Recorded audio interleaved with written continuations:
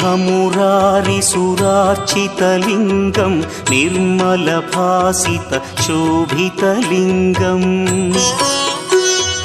जन्मजदुःखविनाशकलिङ्गं तत्प्रणमामि सदा शिवलिङ्गम् देवमुनिप्रवरार्चितलिङ्गं कामदहन करुणाकरलिङ्गम्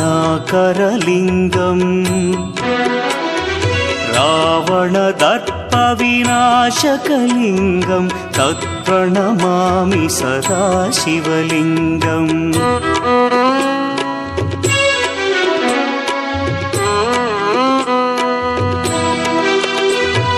सर्वसुगन्धसुलेपितलिङ्गं बुद्धिविवर्धनकारणलिङ्गं सिद्धसुरासुरवन्द्यलिङ्गम्